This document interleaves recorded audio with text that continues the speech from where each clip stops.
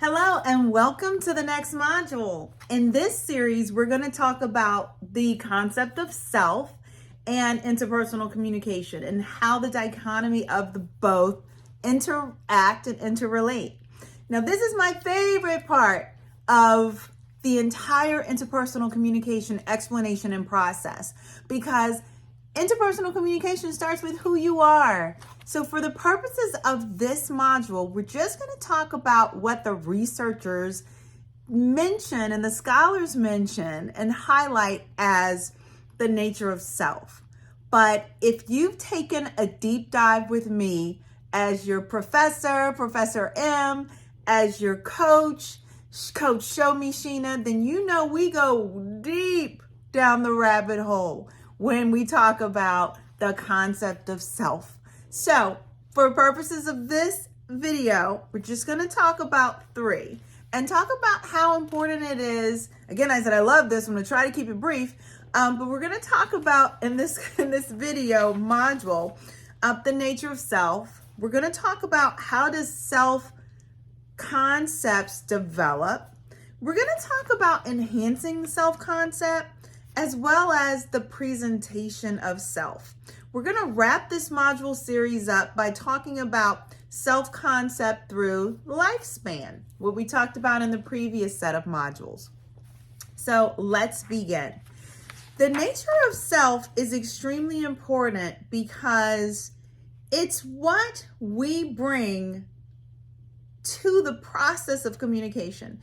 It's not even what we bring to the dinner table or what we bring to the conversation. It's what we bring to the process before we even embark upon communicating. So self-concept was first defined by John Dacey and John Travers in 1999. Interestingly enough, they defined self-concept as knowing who you are and what makes you different from others. Now, while we've heard the term identity being floated around, and it's currently floated around in rhetorical circles today, but identity and the ideal of self is extremely important if we want to talk about Western cultures and how meditation and getting in tune with who you are on the spiritual level, on the soul-based level, when we talk about the self and being cognizant and aware of the awakening of the self. And then when we talk about identity, it's who are you? Erik Erikson in the 1950s, a psychologist, discussed the word identity and used that label to mention the ethnic identity of a particular group or the identity of your ego, as Kroger labeled that. So when we talk about these different facets of self, identity, and how it relates to the self-concept within the realm of interpersonal communication, we have to understand that our self-concept of self is extremely connected, strongly connected to our self-esteem, our ego, who we are, the level of confidence that we have before we approach the communication process, promoting effective behavior, which leads to positive evaluation and positive communication. The cycle was mentioned by Johnson in 1998, but interestingly enough, there's also the adaptation of negative communication as it results or comes from the concept of self. Negative communication about us leads to low self-esteem, which also creates an indifference within ourselves and the way we show up to the communication process. It can create and lead to poor performance that engenders negative communication and evaluation. So when we approach the concept of self, just for this module and the limited explanation, we're going to talk about the illustration of who you are in three forms. first form is your material self. The second form is your social self. And the third form is your spiritual self. Now, again, if you've been with me before in any capacity or facet of my life, as a professor, as your coach, your strategic analyst, you know we take deep dives across the multidimensional spectrum, and we take deep dives in each of these columns. Now, when we back up and we talk about our material selves, it's important to note that our material self consists of what is physically observable about you. When we talk about the nature of self and we delve into the material self, it's important to remember that the nature of self is multi-directional and multi-dimensional. We mentioned that earlier. But when we talk about the material self, it is what people physically observe about you. Is it your height, weight, age, race, sex, ability? Or scholars and researchers say disability, but I say super ability, because dis has a connotation. Won't pull out the definition, the dictionary, the Latin connotation of dis, but it's a super ability. I refuse to take energy and power away from people just because they are categorically not like the 5 people they are standing beside. So, super ability, okay? Your material self. It is how you dress, how you fix your hair, the different things you wear. I'm a boot girl. I've got a strong boot game, I like to think. I love jewelry. I love coats. I love pens. I love nice things. But also I'm frugal. Material self. That's what we're talking about here. So when we think of material self, we think of how you fix your hair, how you wear your hair, makeup, lipstick, everything that someone can see visually and say, oh, that is what that person is wearing. And then as we talk later, they then kind of come to stereotypes about who you are. And what you may be like and what type of person you may be like. So that's the short of the material self. Let's move on. And I love the material self. Okay. Just want to tell you that because that's how you present to the world who you are. Let's talk about the social self. The social self is how others see you and how they respond to you. So there are 3 elements of the social self: the cultural identities we have, the roles we play, and the behaviors we use to enact our preferred social identities. And so when we think about this, a useful way in thinking of cultural identity, let's define that first. A primary aspect of this influence process is how cultural identity shapes our behavior. So while some people are known for their cultural identity, others are creating their cultural identity.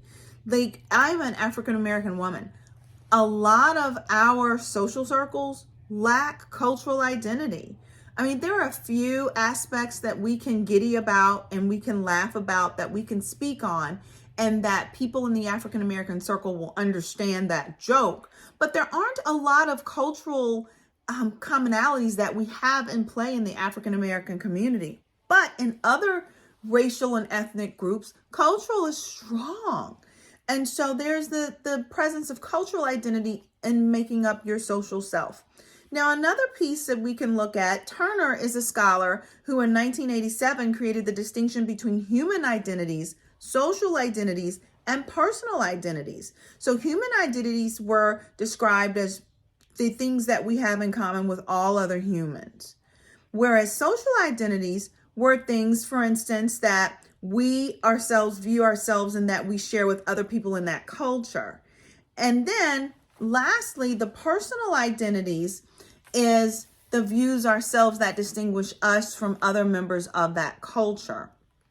Now, also, there's a suggestion that our cultural identities act as master identities because they influence the other identities we construct, which is super important. So let me give you an example of that. If we have someone who is of, and this is difficult because I don't want to give an example of one culture and then possibly offend others. So let me piece it in this manner. Some people suggest that our cultural identities act as master identities because they influence the other identities we construct. Using myself as an example, I'm an African American woman. We have a very strong hip hop culture in our community that has just been created, over the last few decades. We surely didn't have this, again, culture. The history of the African American community through slavery has been erased. So every day, every decade, African American people are attempting to identify who they are culturally and how they construct this. So one of the examples that I can give you is someone who have grown up in an urban community and they've grown up around the hip hop culture. That piece of the structure that makes up their social self carries over into their professional self. Let me give you an example. If you know me on a personal level, or you have been in one of my courses with Professor M, I should give Professor M like a totally different persona and personality and the like, because when I am teaching my students and there is a huge age gap, but I tend to shy away from however many degrees I have now and the rhetorical string of verbiage that I could sling at these students.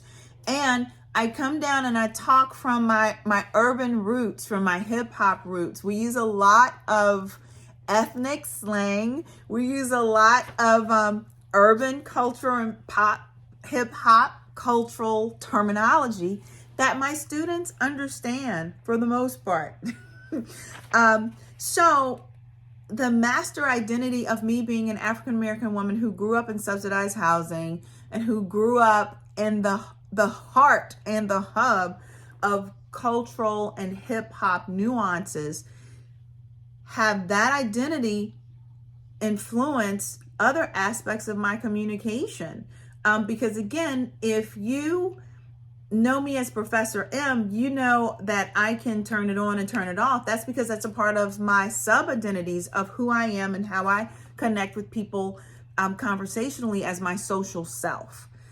Won't do it in this video. Actually, you have to be, in my circle to see me get down like that. Maybe in subsequent modules, I will bring out a little bit of that flavor. But that is an example of how you can have master identities impact and affect culturally sub-identities that you may have. Now, when we talk about cultural identity for the purposes of this module, and we're talking about the research and the scholarly information that discusses interpersonal communication, we have to understand that many scholars feel that we have a variety of cultures that we belong to. We may have an ethnic culture or an ethnic identity. We may have a gender identity, an age identity based on our chronological age, or perhaps we have a class identity. Also, equally as important as an ability identity. Again, I'm not going to say disability, it's super ability, but your ability identity as well plays into your social labeling of self in terms of your physical ability to perform certain tasks or accomplish certain goals. Now, lastly, we're going to talk about the importance of social roles within this dichotomy of the self, the social self. So many of us play social roles, a second source of social identity, okay? So some roles we play is that of daughter, friend, cousin, student, waitress, athlete, friend. For purposes of this video, I will pause it for a second and bring back a social role that I had the privilege of playing. I'm back. So, a social role that I had the privilege of being portrayed as, stepping into, honoring it with my heart, my soul, is that of Mrs. United States Virginia, as well as that of Mrs. United States DC. So let's see, my poor crown has been through it, but for the purposes of this, I don't think it'll fit on my head because I don't have the band on it. We're going to finish this module out with my social self of being a beauty queen back in the day. So, now, let's finish the module, shall we? So you can be a waitress, a student, a roommate, a daughter, a friend, a cousin, a mother, a classmate, a student. You could be a beauty queen, a beauty king. You could be anything that people define you as because your social identities are labeled as behavior traits or personality characteristics or how someone sees you. Right now, I'm being labeled as being goofy, funny, crazy, off the chain. Cannot believe she's doing this module with a crown. She can't even move her head. I think it's going to fall because I didn't take the time to adjust the band and it hasn't been on my head in years, so it's really heavy. Let's continue talking about social roles. Okay, so you can be a musician. You can be anything you want to be. You can be a lawyer, a financial service advisor. You could be a nonprofit pro. You can be a philanthropist. You can be a mentor, a coach, a bail bondswoman, a homeschool mom, a person who created 99 ways to make money and 99 streams of income. Did I leave anything out? A professor, a teacher, a person who wants you to become a communication pro. So, with that said, let's move on to the next section, which talks about your spiritual self. I forgot, you can also be a Starbucks junkie. Do you know that I've had the highest points in my app has been 28,000? You could have personality of Sip with Sheena, because I do sip tips from the whip with my Starbucks. Now, let's continue on with the spiritual self, shall we? Your spiritual self is the third element of self-concept. Interestingly enough, it consists of one's inner thinking and feelings of self. Now, while spiritual self, typically you think of your religious self, but no, it's your spiritual self, your connection with your oneness, your connection with God and the universe, or whatever you deem to be a higher power that guides and directs and molds and shapes you. So there are multiple concepts, but when we think about the assessment of spiritual self, we can think of it as having an ideological dimension of a spirituality flavor that is integrated throughout our values and beliefs and what we hold to be true and how we define ourselves. So what values define you is connected to your spiritual self. Now, definitely there's a religious connotation because many of us think that, we are molded through the religious practices and principles that our families adhere to or what we evolve into as we become adults. But it's the process of your value life learning of compassion, kindness, your work ethic, social justice or injustice, or even self-promotion or promotion of others. Many people want to say that it's related to God, cosmos, the universe, but it is that innate piece of substance that has been given a label, but others chose not to give it a label. But it's that peace, that feeling, that inner voice in you, that tinkle in your stomach, that flutter in your heart when you know that you're doing something good to improve your spirit soul connection to source, as well as the spirit source connection to source of your future self, and to repair the spirit source connection in the past while you're influencing the communication process and hoping that you leave someone better than you did before you found them in that communication exchange.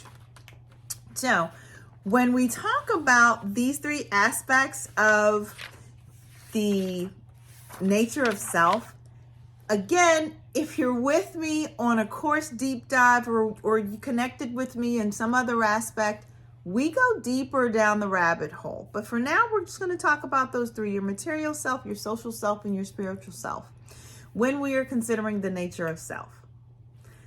Hope you enjoyed this module as much as I did. I can't wait to see you in the next module where we talk about how does self concepts or the even nature of self develops. Stay tuned.